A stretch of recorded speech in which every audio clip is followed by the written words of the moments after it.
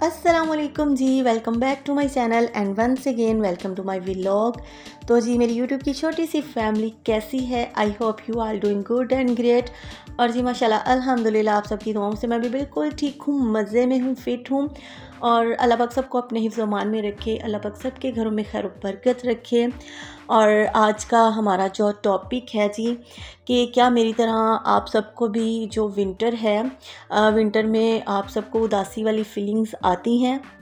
बग़ैर किसी वजह के, बग़ैर किसी परेशानी के आपका दिल भी उदास रहता है और ऐसा सिर्फ़ और सिर्फ विंटर में ही होता है। अच्छा, ऐसा नहीं है कि ये चीज़ या ये मसला मेरे साथ शुरू से है, बल्कि स्कूल लाइफ, कॉलेज लाइफ लगा लें या टीनेज में, तो समर और विंटर एक जैसे लगते थे। और अब इस बात का आपने हरगिज़ ये मतलब नहीं निकाल लेना कि शायद मुझे सर्दियों में सर्दी नहीं लगती थी और गर्मियों में गर्मी नहीं लगती थी, क्योंकि हर इंसान का ना बात को समझने का अपना अपना स्टाइल होता है। खैर ये जो विंटर है ना, ये मुझे शुरू से ही यानी बचपन से ही ना कुछ ख़ास पसंद नहीं था। विंटर की निस्बत मुझे समर सीज़न जो है ना ज़्यादा अच्छा लगता है। और समर सीज़न अच्छा लगने की एक बड़ी ख़ास रीज़न होती थी मेरे लिए, और वो ये कि मुझे ना अपनी मदर के साथ गर्मियों की शॉपिंग करने का बहुत मज़ा आता था। और उस वक्त हमारी माँ के ज़माने में आपको पता है कि ये इतने ज़्यादा ब्रांड ट्रेंड भी नहीं होते थे, और ना ही तब ये रेप्लिकास वगैरह इस तरह के जो कपड़े समर्स के आते थे। तब तो सीधा हम लोग शॉप पर जाकर थानों से जो है ना कपड़ा उतरवाया करते थे। यू रिमेंबर के थानों पे लॉन के जो ना कपड़े होते थे, 3 पीस सूट, 2 पीस सूट। और सीरियसली बड़ा मज़े का दौर था। और पतली और स्मार्ट ख़वातीन जो होती थी ना, वो आधा गज़ कम कपड़ा, और मोटी ख़वातीन जो थी वो आधा गज़ ज़्यादा कपड़ा वो ना थान से उतरवाया करती थी। और थान से, और मुझे ना अब भी याद है कि किसी एक दुकान पर कोई एक डिज़ाइन भी पसंद नहीं आता था, और कोई ऐसी दुकान भी होती थी जहाँ पे हम लोग जाएं तो सारे के सारे डिज़ाइन जो है ना पसंद आ जाते थे। और तब ये सोचना मुश्किल हो जाता था कि अब कौन सा डिज़ाइन छोड़ा जाए और कौन सा डिज़ाइन लिया जाए, क्योंकि जब अम्मी की तरफ से ऑर्डर होता था ना कि 4 या 5 सूट जो है ना अपने लिए पसंद कर लो, तो हर बार ये दिल चाहता था कि अम्मी से कहूँ, अम्मी बाकी की शॉपिंग को आप पेंडिंग कर दें, बस मुझे ना ये लॉन के जो कपड़े हैं ना ये दिलवा दें आप। पर ऐसा तो हो नहीं सकता ना, पॉसिबल नहीं है, पॉसिबल नहीं होता था तब। और वो क्या कहते हैं कि ख्वाहिशें इतनी कि हर ख्वाहिश पे दम निकले।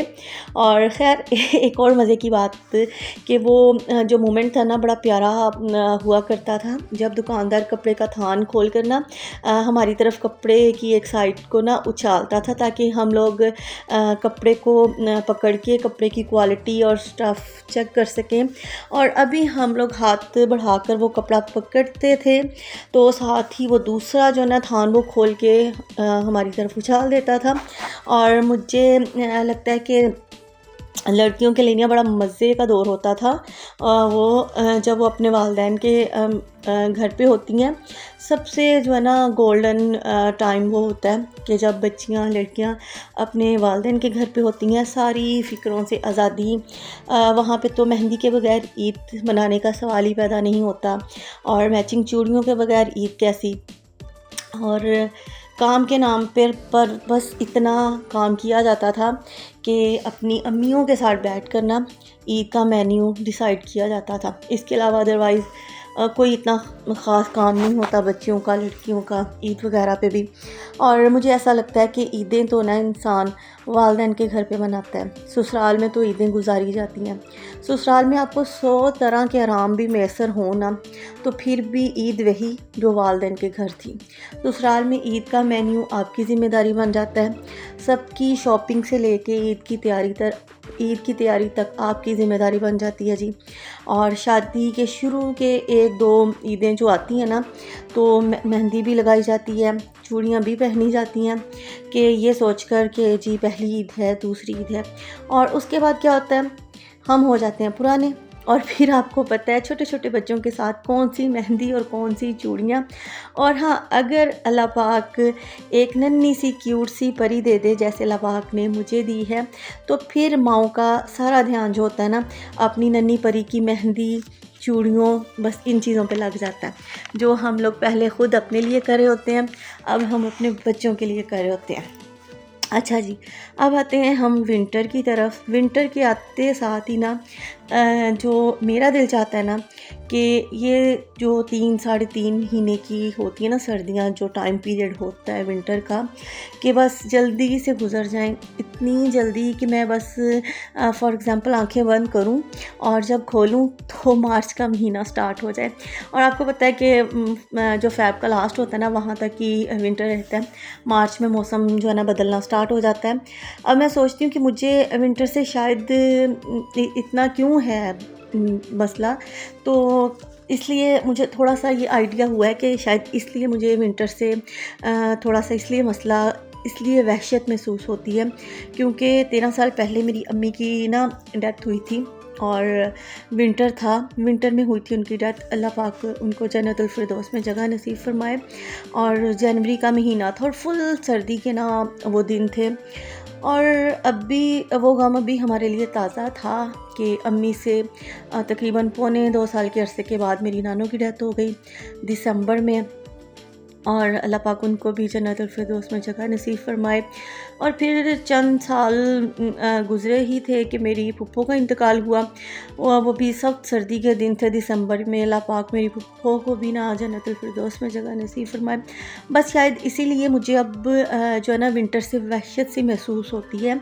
दिन तो फिर भी जैसे तैसे ना कामों में कट जाते हैं, पर शाम जो होती है ना, वो ऐसे लगता है कि शाम होते ही दिल इस कदर उदास हो जाता है। और मुझे लगता है सर्दियों की शामें जैसे आधी रात का ना मंज़र पेश कर रही हूँ।